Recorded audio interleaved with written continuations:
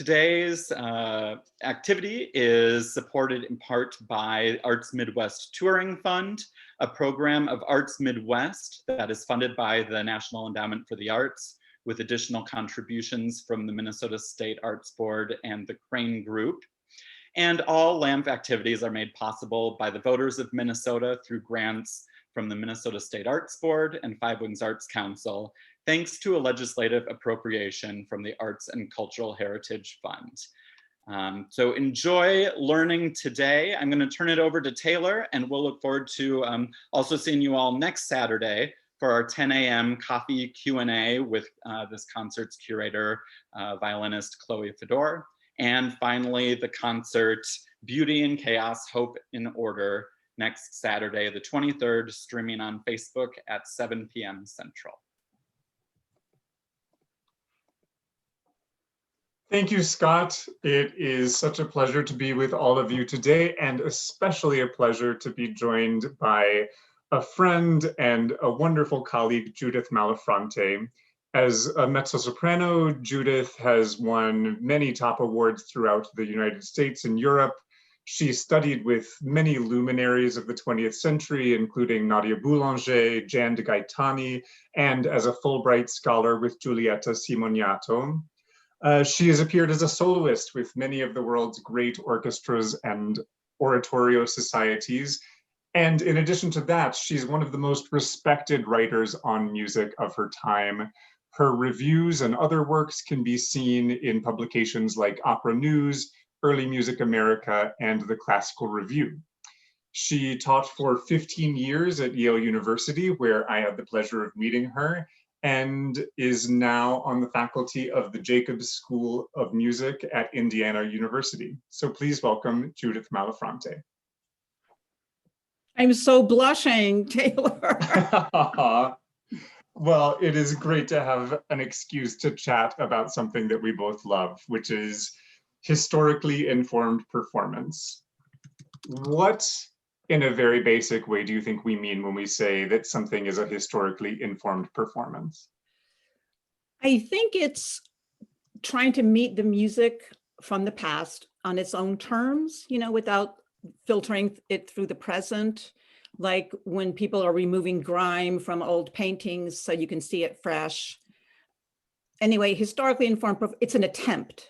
Mm-hmm. It's an acknowledgement that this music that we don't know that much about needs its own lens, I think. You know, like to use the kind of flute or violin that Bach would have heard rather than interpreting it on a modern version of those instruments, using tempos, using phrasing and articulation and rhythmic things that Bach or, you know, an earlier composer would have known, rather than a style that we maybe now have informed from 19th century romantic aesthetics, romantic performing styles. Mm-hmm. That makes sense. And so then the reason that musicians would want to engage in this kind of study, and this recreation is kind of a difficult word, but then I like that sort of image you have of restoring a painting.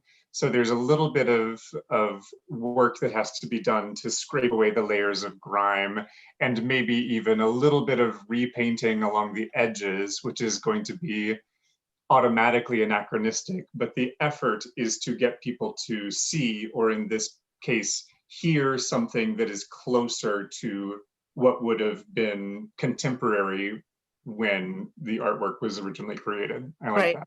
Absolutely. You know, we can't unsee modern art. We can't unhear Wagner, Boulez and stuff, but like I said, it's an attempt. Mm-hmm. And so what are the primary tools that we use in this? I would say, first of all, in a lot of cases, we have primary sources from these periods, especially in the Baroque era, of where people really diligently tried to write down both the way that they were making instruments, or what the instruments looked like, the way they would ornament a piece, the way that they would approach a piece, and things like that. So that's obviously a very important thing for this pursuit. Are there any other things that are tools we use for this kind of performance. Even before reading the treatises, you have to deal with the instruments, you know, and when you think when people were trying to start to revive this music, or they understood that there was some different sonorities about it, they had to figure out how the instruments worked, right? Before all the modernizations and the, you know, extra keys and all the adaptations that particularly string instruments and wind instruments made to come into the present. So, you know, I just often think of when in the 1970s, people wanted to record all the Bach cantatas on what we called then authentic instruments or original instruments. We didn't have the instruments, right? So someone had to figure out, how do you make a Baroque oboe? And then how do you play it? So, and we don't have any of those issues now, but that was one of the big jumping off points, I think, in reviving this music, and then realizing that these instruments sound really different. Gut strings on a violin, all the changes that have happened to string instruments, the sound is really different. So I think that was one of the jumping off points. And then you can read, you know, of course, we read the treatises, but as I find, I read the same couple every year for my courses, and the more you sing, the more you listen, the more you understand, you just have to keep coming back to them. Like, what is this person meaning? Also, are they writing, because there's a lot of treatises, as you know, from 17th, especially the 18th century. Are they writing for amateurs who are trying to figure out this style? Are they sort of writing for professionals? But why do professionals need this kind of writing? You know, so I find with the treatises, it's like, who is this person talking to? And we, I think, have to read them through that kind of a filter. Yeah, and that brings me to what I think is a really important facet of the movement, which is it's kind of all about experimentation, whether we're talking about style and ornamentation, whether we're talking about how on earth to build and play a Baroque oboe. All of this requires still a lot of tinkering.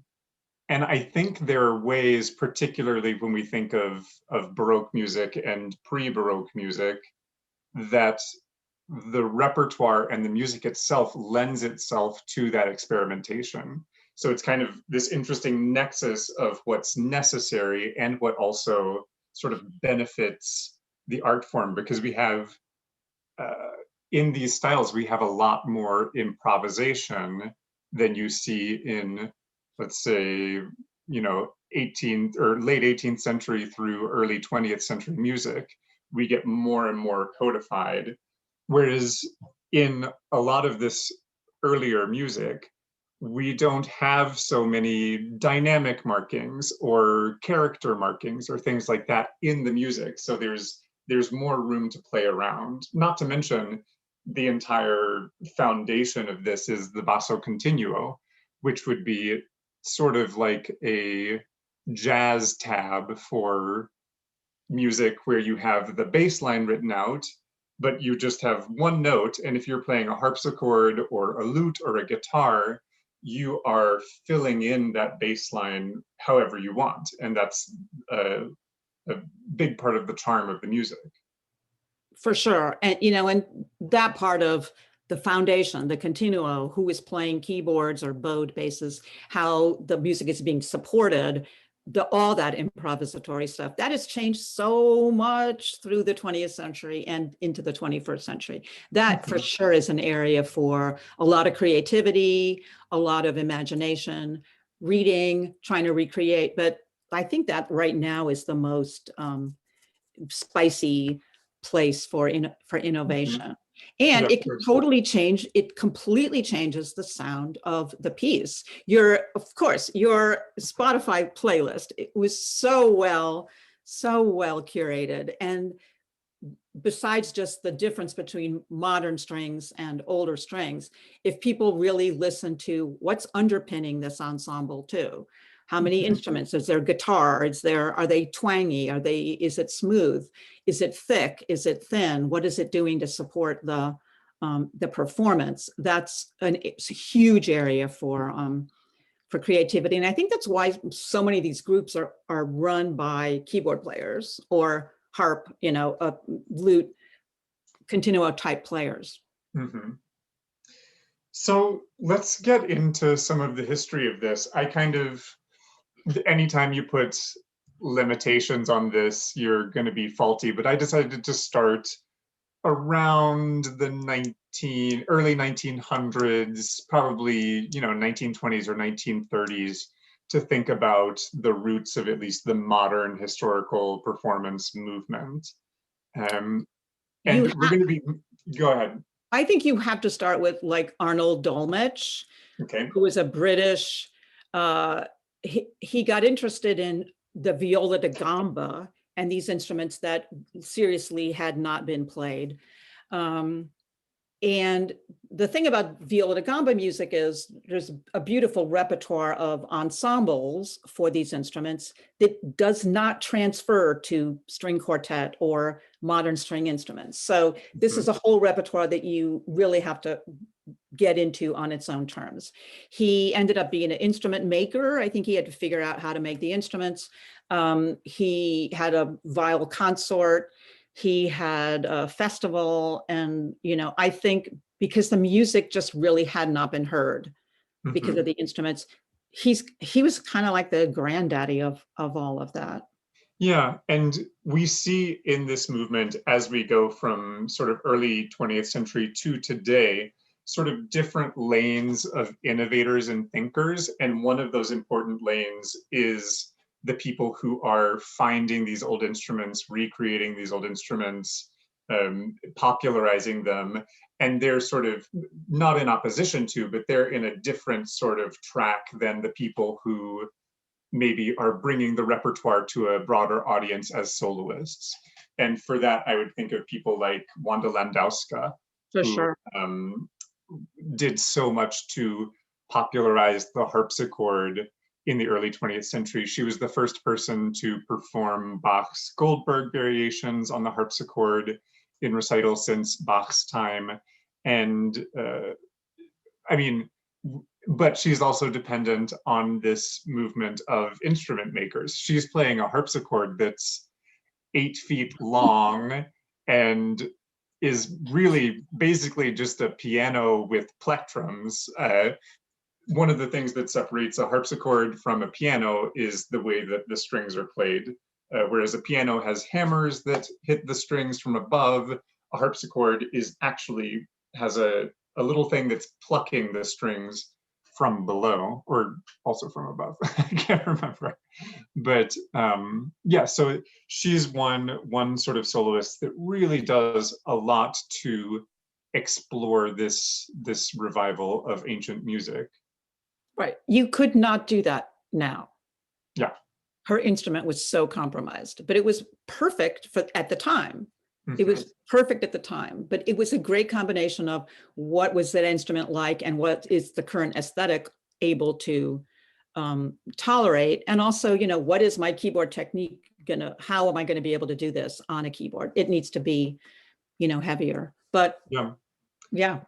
And of course, other figures that we have to mention of this period would be Nadia Boulanger, who is performing on modern instruments. She's not involved in the sort of historical instrument lane, but her work as a conductor and sort of teacher and leader of ensembles does so much, particularly for Monteverdi's music, for Charpentier's music, and to some extent Rameau. So she's bringing this repertoire to light, even though she's not as interested in the historical instruments. Right. And of the three performances of Chiomedoro on your playlist, I like hers the best. It is one of my top played tracks. It's so gorgeous. But why? Okay, she's playing on the piano, and even sometimes the realization is not right. She's doubling things that you just wouldn't be able to do now.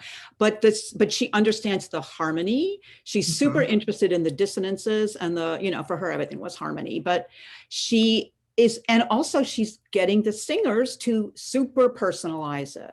They're singing beautifully as a duet, but they're also, each of them is bringing, you know, a kind of linguistic point to it that does not happen in the middle period performance, and in the final performance is not even a duet anymore, excuse me, you know.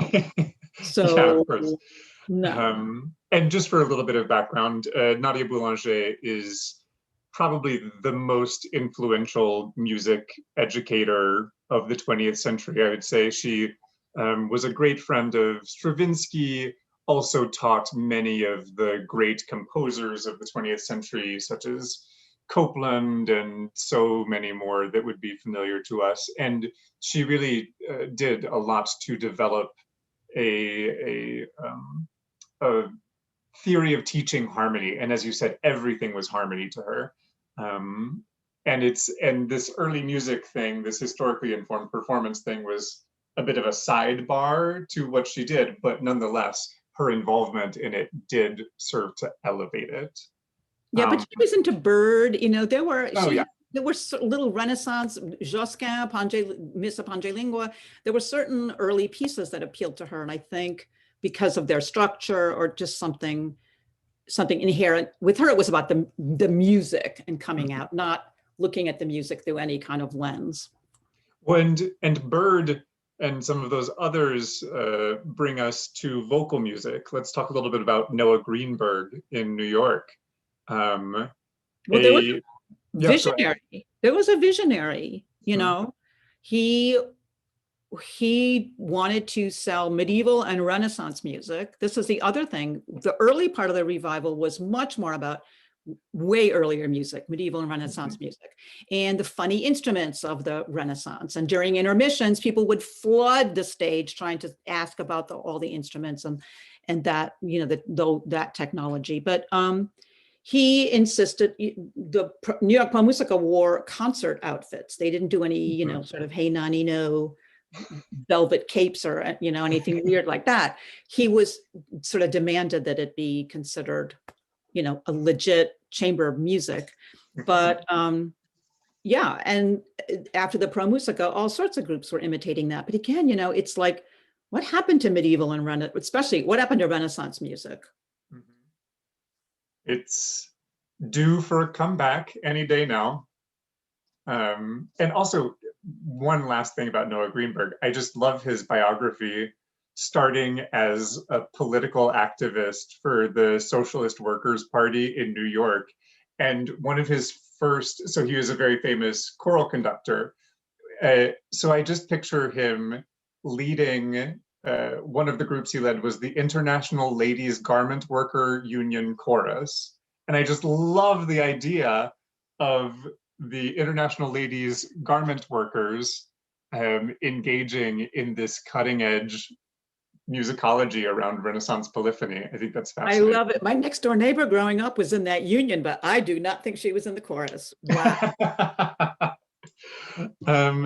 And before we leave this period that I sort of roughly arbitrarily cut off at 1960, so much of this activity is happening around World War I and the Great Depression. And I just wanted to real quick tie the movement in to this extraordinary explosion of arts and culture that's happening at this time.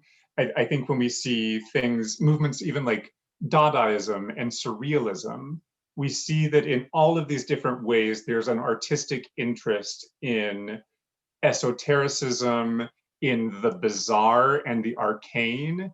And so anti-establishment. Yeah, anti-establishment art. And I think that this early music movement sort of counterintuitively gets wrapped into that because it is old and forgotten. It then becomes very new and very strange and interesting. Also, you know, in the 60s, the same, at least vocalists, the same people were singing early music and contemporary music. It was just like skipping the vast majority of the sort of common repertoire, non-opera, non-conservatory stuff. There was definitely a connection. I think there still is a bit of that. Yeah. Super early music and people who are doing contemporary music. I think it has the same demands of creativity, personalization, sort of, yeah, anti-establishment. Right.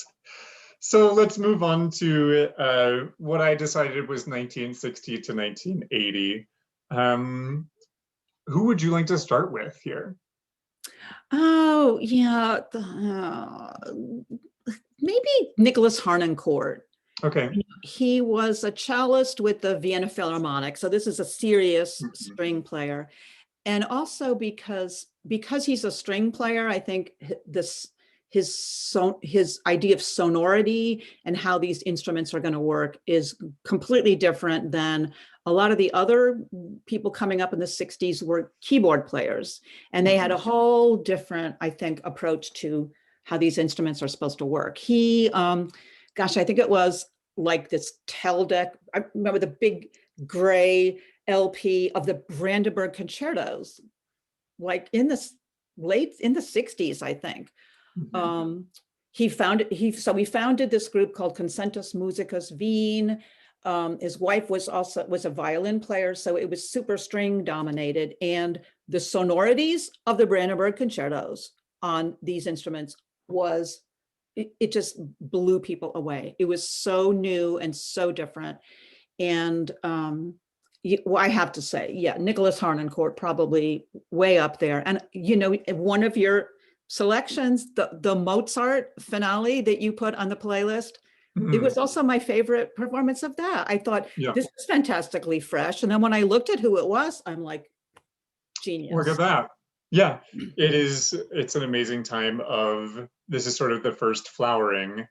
I would say also sort of contemporaneously, Helmut Rilling becomes very famous as the first person to record the complete works of Bach. He actually did it twice over the course of his career. I don't know how different the two recordings are. They're super different. In the beginning, he was not interested in early instruments. Yeah. And as an organist, he had another kind of sonority aesthetic, which was a little heavy. He definitely he changed a lot in his development of how this music works and how it sounds. Right.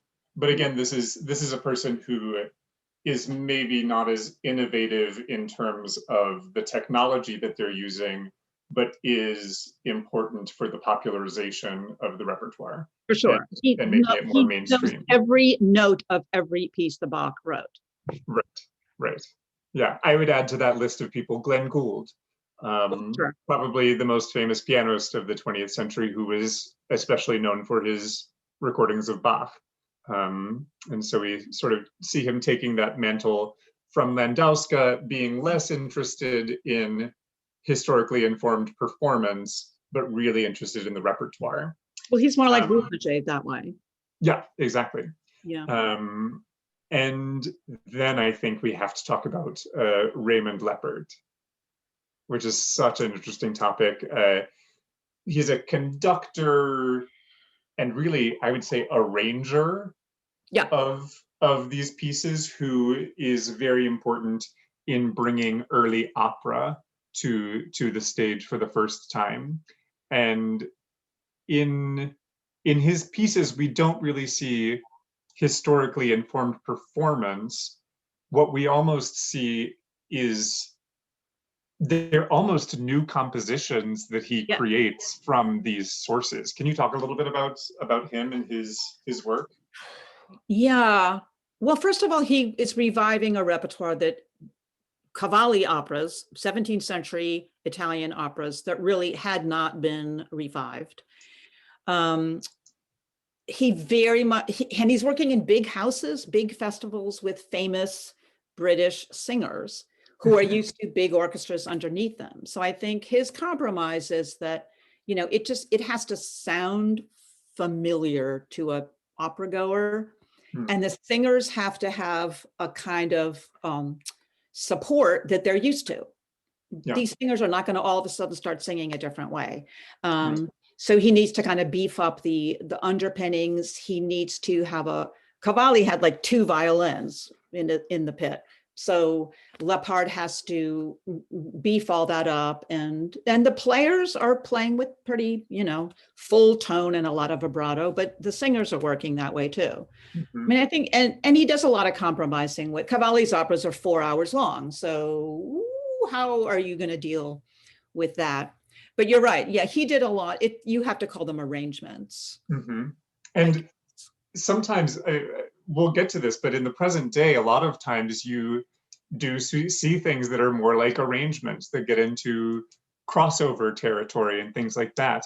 And I find some of these Leopard tracks, not maybe entire recordings, to be incredibly successful and incredibly satisfying.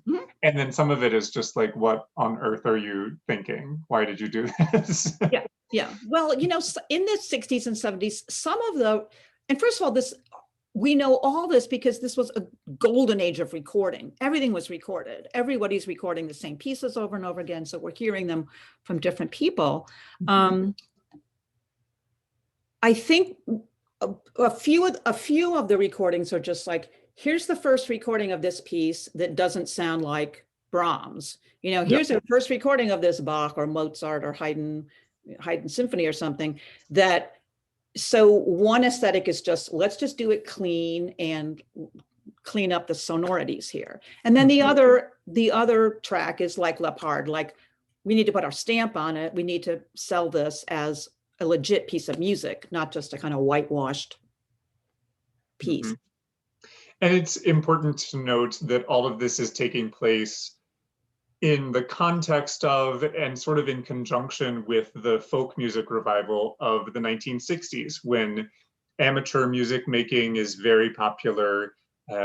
Again, people are interested in roots music and foundational music, and there's the crossover in the Venn diagram of people who are into early music and who are into folk music is fairly strong. These are both things that are a lot of times centered around academic institutions and spaces like that. And amateur population. Right, absolutely. Because a lot of the Renaissance music, 16th and 17th century music is written for amateurs. So there's a kind of huge demographic in the 70s. Like you said, these folk revival people also are learning how to play these instruments. They're forming consorts. There's a huge explosion of summer workshops where people get together to explore this music. And there is this huge repertoire that's appropriate for amateurs. And in the 70s, especially, we have this explosion, particularly around sort of star performers in this repertoire. We started by talking about Arnold Dolenach and his amazing innovations in recreating these instruments. And I would say that sort of the heir to that legacy would be David Monroe in the 1970s, who started his career traveling to South America and finding all of these interesting South American folk instruments, learning how to play them, bringing them back to the UK where he was from, and then just sort of having this ravenous talent for picking up and learning bizarre instruments that nobody had touched in centuries. And he influenced so many people. The group was called Early Music Consort of London, or London Early. British people of that generation just talk about how amazingly influential he was on their development. And again, what happened to Renaissance music? That's mostly what he was doing. Yeah, that's what he was focused on. Yeah, but star, and then Christopher Hogwood became a star as a conductor. The Franz Bruchen, the recorder players. Yeah, you do have this, along with the amateur track, like Baroque music is super, well, and medieval music too, is very focused on a kind of a star performer.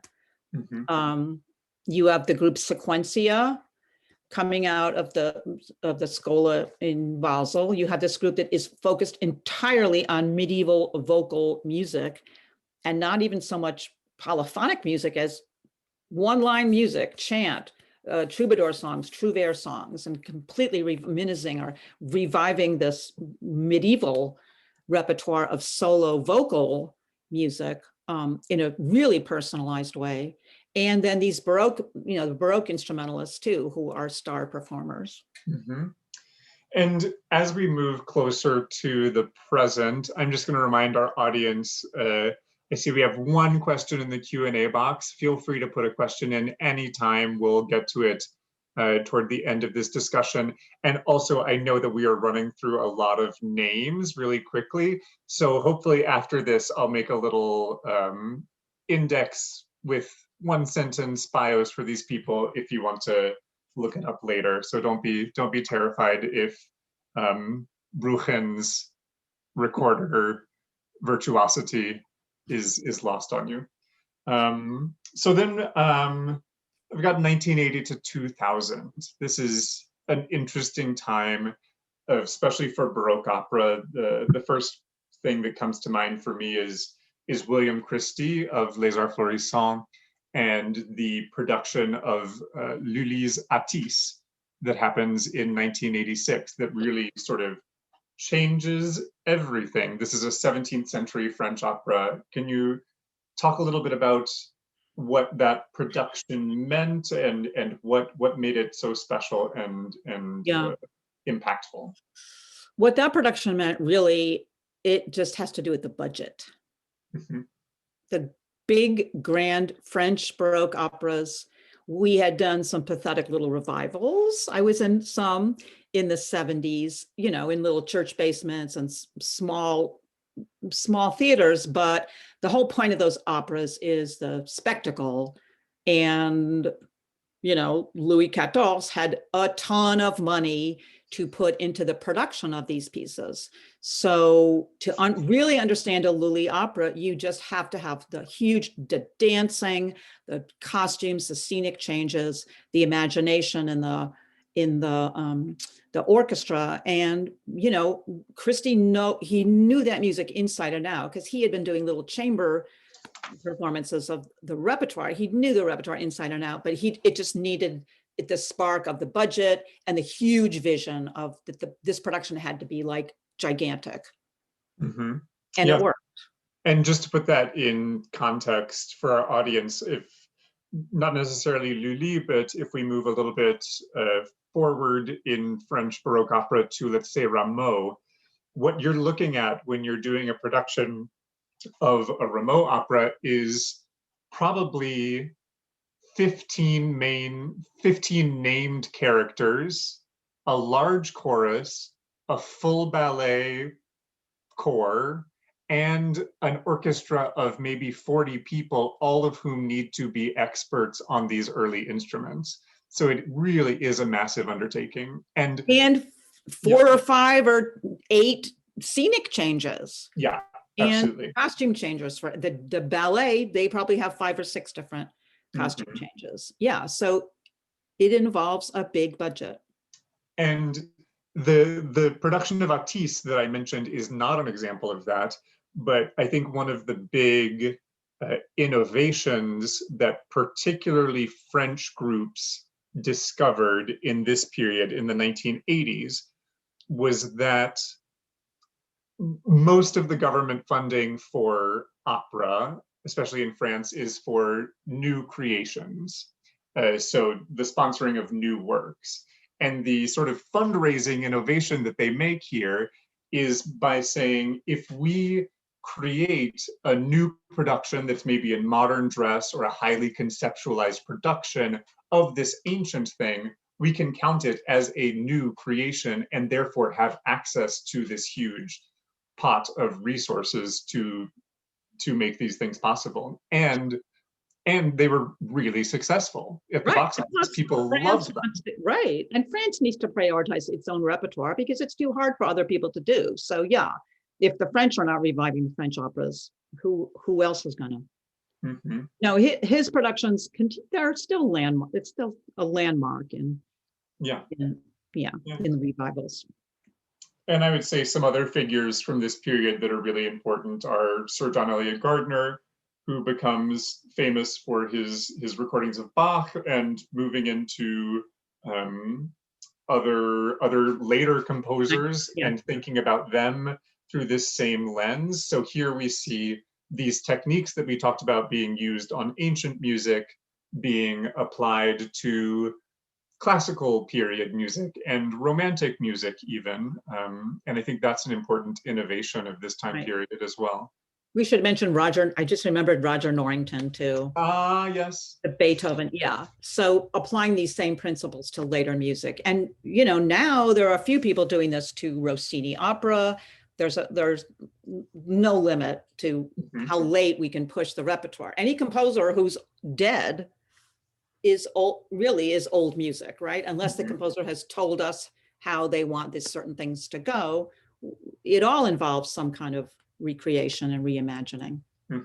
And depending on how old it is, I mean, a trombone 100 years ago is different than a trombone today. So there's these same principles of what's the technology and the equipment, as well as what's the style, it can be applied to all kinds of music. And I think in this period, you see the beginning of a movement, which I think has just gone further since then, of saying, yeah, we can apply these principles that we're using for ancient music to all kinds of music, that it's more about the approach than it is about the repertoire. And that takes us to the past couple of decades. What is going on? What is the state of the art? Where are we? Well, you know, now that we've recorded we've gotten past the first recording that was boring, and then the second and third recordings that were innovative, everything's kind of exploded now, don't you think? Absolutely. I mean, we're going back to super creativity, combining things, you know, blowing things out of their genre into something else. Yeah, I would say in the past 2 decades is when this repertoire, particularly thinking of Baroque music, has hit the mainstream in a big way, and has become, as opposed to just a sort of nerdy Ren Fair kind of corner of music, it's really become a big moneymaker for record labels, for opera companies, and has that sort of investment in resources. I talked a little bit about this with you earlier, but I think these instruments and this repertoire also lend themselves to modern recording technology really well.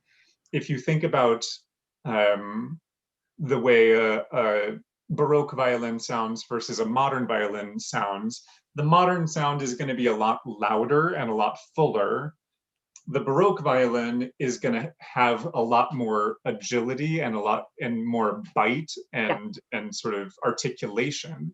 And so when you are working in a recording studio with a mic right by that violin, the nuance that you can get with a period instrument is going to be just amplified by this amazing recording technology. And it just sounds great.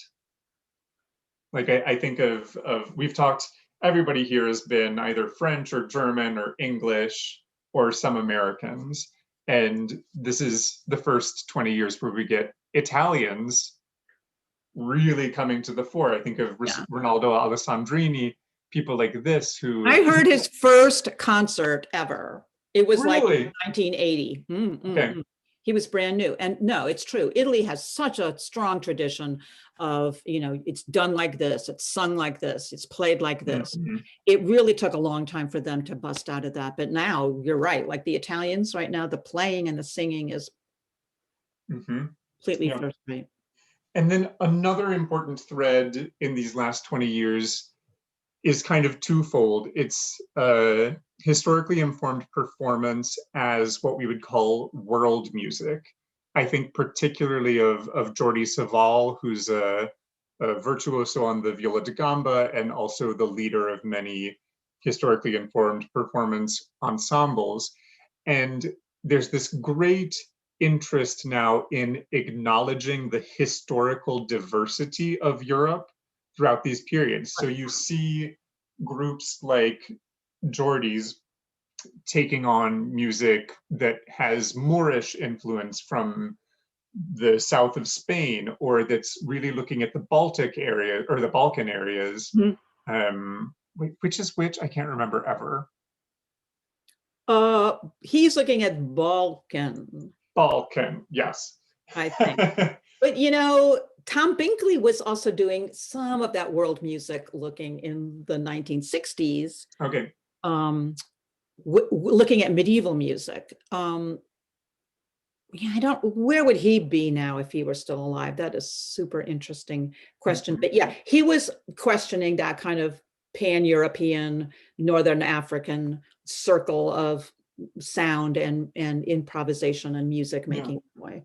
But you're right, but Jordi Savall he's a complete genius, and he knows every style of music and has been living with this music for decades and decades.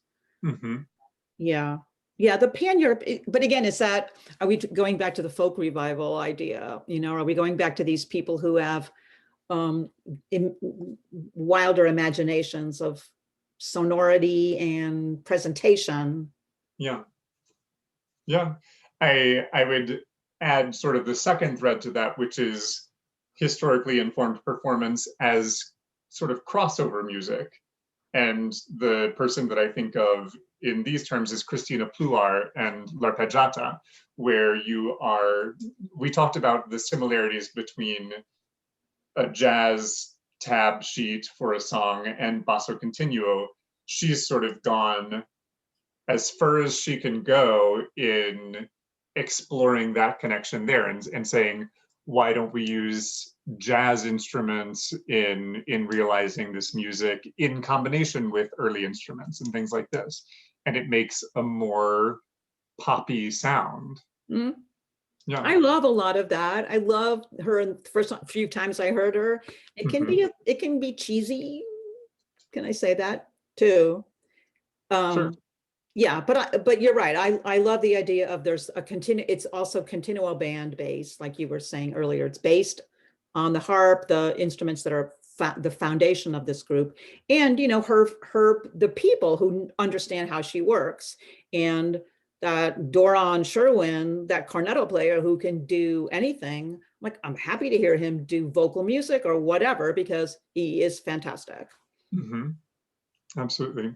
Do you think this is the direction that historically informed performance is going? Super personalized, and imagine more crossover-y? That's a great question. I don't think it's the only direction it's going in, but I think it's definitely an important strain. I would say that you do have a lot of groups who are exploring that in different ways. And there's a connection between that and the sort of expanding repertoire that we talked about. So you see, I had mentioned also in this, the continuo band Ruckus, which is based in the United States, starting to look at different types of repertoire, including, I think, they're probably interested in some early 20th century stage repertoire and things like this. I think as we expand this approach out to more repertoires, there's going to be more room for all of these different kinds of iterations. And I think that's a great thing. Yeah, I think you're right. You're right. So before we finish up, a couple more questions for you. I was going to ask, what is the value of this approach to music?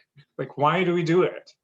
It's harder than having somebody tell you this is how it goes, or this is how Glenn Gould performed it, or this is how Maria Callas sang it. Why go to all this trouble?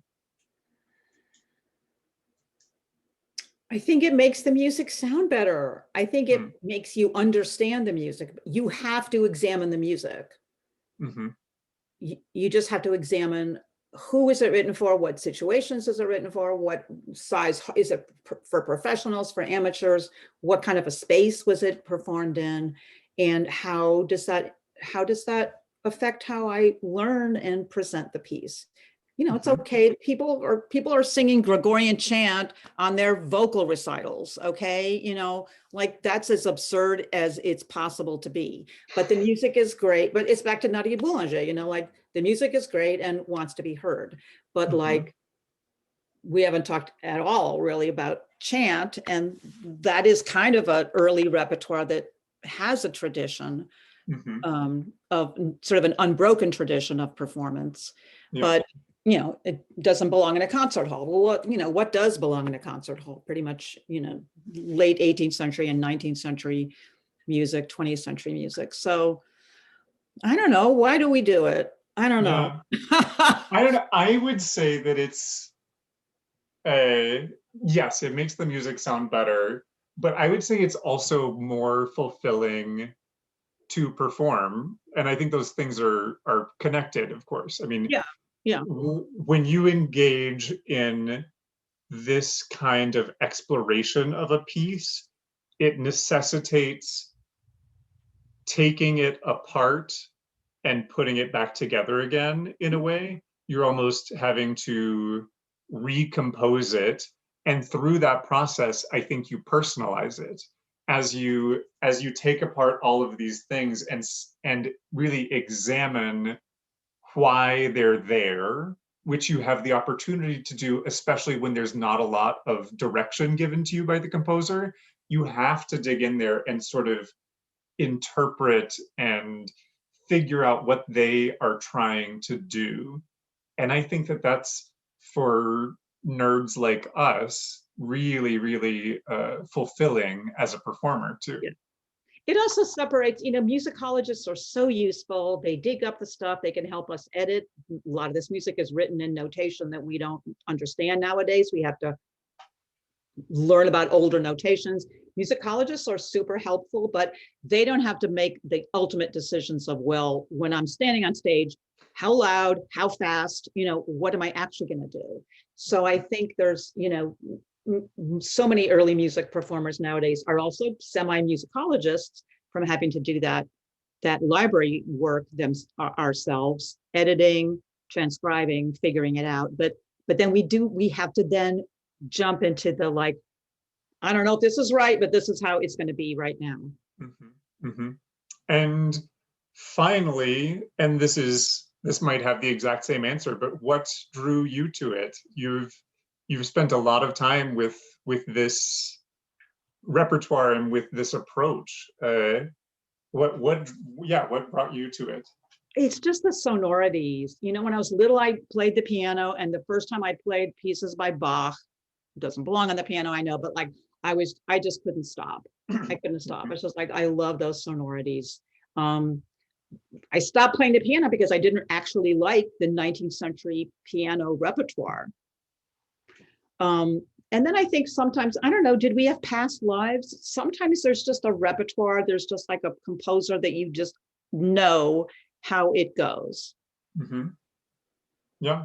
It's a little bit crazy, but I don't know, maybe there's that. I'm very drawn to medieval music, especially secular medieval music, because of the text. I've learned that I'm a, you know, texty person. I guess maybe that's why I am a singer instead of a keyboard player. What drew you to it? Well, you sing everything though. I love everything, but this has always had a special place for me. I think a lot of it might have to do with my background as a treble, growing up singing Renaissance polyphony, and really that being the foundation of my music education in a lot of ways. And temperamentally, I have always been attracted to the sort of art for art's sake aesthetic of craftsmanship in music, as opposed to sort of subjective genius pouring out their feelings into a piece. I love, especially in the Baroque era, that you feel like these composers are just artisans instead of geniuses. It's like a furniture builder who's built the most beautiful table. It's just there, and everything is, it doesn't need to be bizarre or individualistic. It's just a perfect little aria or a perfect little piece of instrumental music. I'm drawn to that pure aestheticness of the music, I think. And also with that attitude, the composer is giving you the gift too. It's like, these are compositions that know they need a performer. Yeah, exactly. Well, I think that is a great way to leave it. And let's answer some questions. Again, feel free to type in the Q&A. Jim Storm asks, have you had contact with the Rose Ensemble in Minnesota? The organization is now on pause after many years. They are currently developing a historical document of their Renaissance music. Judy, I know, have you worked with the Rose Ensemble before? No, super respectful of what they're doing. And again, you know, like what's happening to Renaissance music? Yeah, that is a great question. And they are, of course, being a Minnesota-based ensemble as well, we have often been in touch with them. We have never partnered with them yet, but I have great respect for the work that they do, and that does not mean that it won't happen sometime soon. So we are all thinking of them. Next up, Charlotte asks, Copeland wrote that 19th century academic editors toned down Scarlatti's harmonies. Are scholars now re-editing old music? Take it, Judy. I did not know that about Scarlatti, but I believe it. Yeah, we're constantly re-editing. Some of the scholars are scholar performers, and they're editing it with an eye to, I'm thinking of Cavalli in particular. We're about to finish his complete works, but that's such a good question. I don't know, do you know? In the case of Scarlatti, I don't actually know what the most recent edition is. I would be very surprised if there wasn't a 20th century or 21st century urtext out there. And what we mean by urtext is, in all of this repertoire, the best practice is to work from the manuscript, which oftentimes is in notation that is in some ways different from modern notation. So what a lot of editors will do, and what's basically the way that the fashion has changed, in the 19th century and early 20th century, you would have much more heavy-handed editors. They would get into this manuscript and try to make some of the musical decisions to make the music look more like a 19th century composition or an early 20th century composition would look on the page. Whereas now, partially thanks to this historically informed performance music, the more popular thing to do is to edit as little as possible, to just basically put what's on the page into modern notation with as few editorializing gestures as possible.